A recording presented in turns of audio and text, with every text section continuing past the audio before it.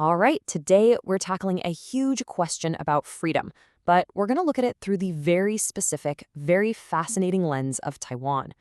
We'll be using the incredible framework from the book The Narrow Corridor to really understand Taiwan's unique journey and the serious threats it's facing right now. Let's get into it. So this is it. This is the core question, isn't it? It's a puzzle that philosophers have been wrestling with for centuries. I mean, we need a government that's strong enough to keep order and provide for us, but how do we make sure that same powerful government doesn't turn around and crush us? This is the central problem the narrow corridor tries to solve. So here's our plan. First, we're going to unpack the book's main ideas, what this dilemma of freedom is all about, the three kinds of states, and what keeps liberty going.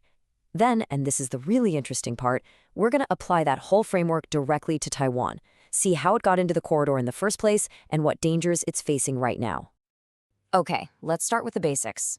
The book makes this argument that every single society is basically walking a tightrope, trying to avoid falling into one of two terrible traps. Think about it this way. On one side, you have total anarchy. The philosopher Thomas Hobbes called this a state of war, a war of all against all. Life is just chaotic, violent, and short. Not good.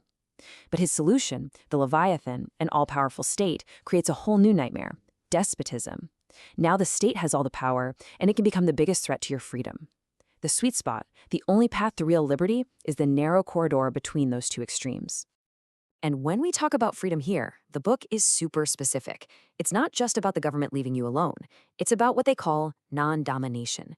That means being free from the arbitrary power of anyone. The state, sure, but also powerful corporations, or even just suffocating social norms that lock people into a cage of tradition. Real freedom is the ability to actually chart your own course in life. So, to figure out how societies land in different spots, the book gives us this fantastic way of categorizing them. It basically sorts every state into one of three buckets, all based on the power balance between the government and its people.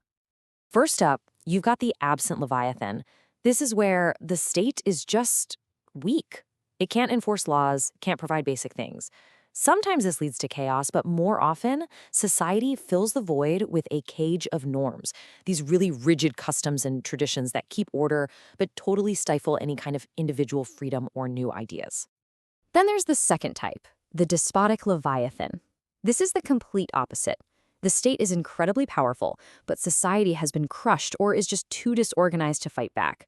You can probably think of a lot of historical examples like Nazi Germany or Maoist China, where the state becomes this terrifying machine for oppressing its own people. And that brings us to the goal, the ideal state, the shackled Leviathan. This is the narrow corridor. Here, both the state and society are powerful. Society is strong enough to put shackles on the state, to hold it accountable. And because the state is shackled, the people trust it with more power to do good things, like build infrastructure and protect rights. It's this delicate, dynamic balance where real freedom can actually take root and grow. So how does a society stay in this corridor? It's not a place you just arrive at and then relax. No, it's a constant, never-ending struggle, and it's powered by this really cool mechanism. It's called the Red Queen effect. It's named after the character in Through the Looking Glass who says you have to run as fast as you can just to stay in the same place. And that's exactly what it is.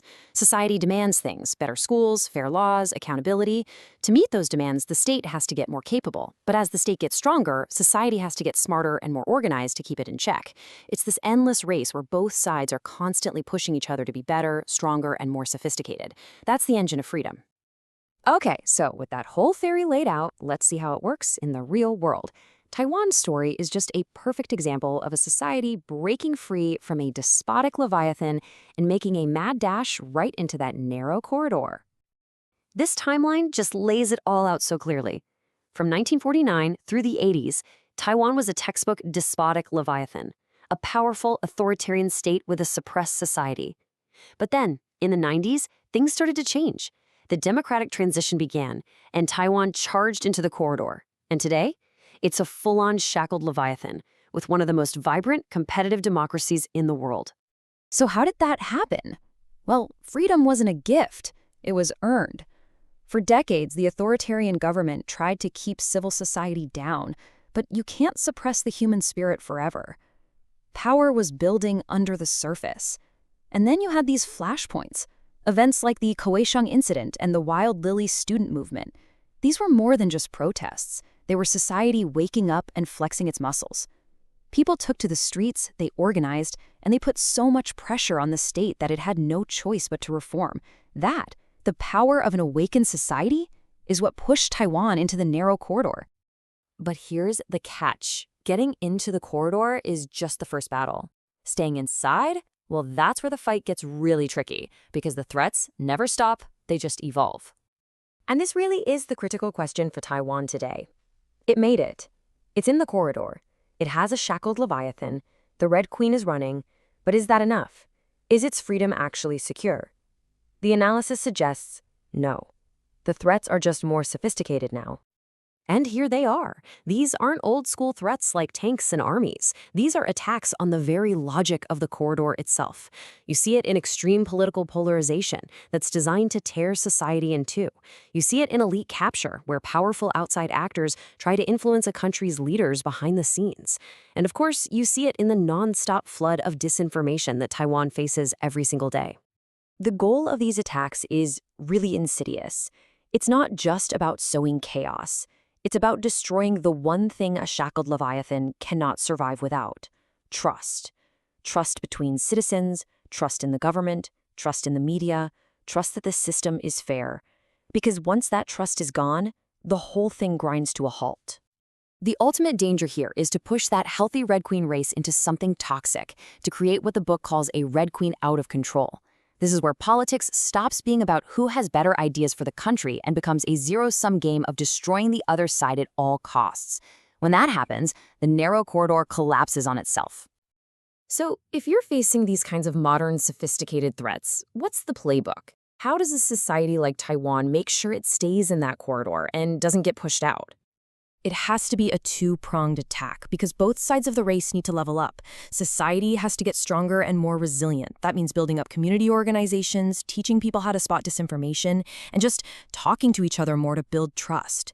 And at the same time, the state has to get better at fighting these new threats. And this is absolutely crucial, it has to do it while staying under the watchful eye of the public. The shackles have to stay on. So let's just do a quick recap of the big ideas. We've got the Red Queen effect, that constant race between state and society that keeps things moving forward. We've got the shackled Leviathan, that's the destination, the balanced state where freedom can actually thrive. And then we have these modern threats, like elite capture, which are specifically designed to break that system by going after trust itself. You know, if there's one single takeaway from all of this, it has to be this. Freedom is not a destination you arrive at.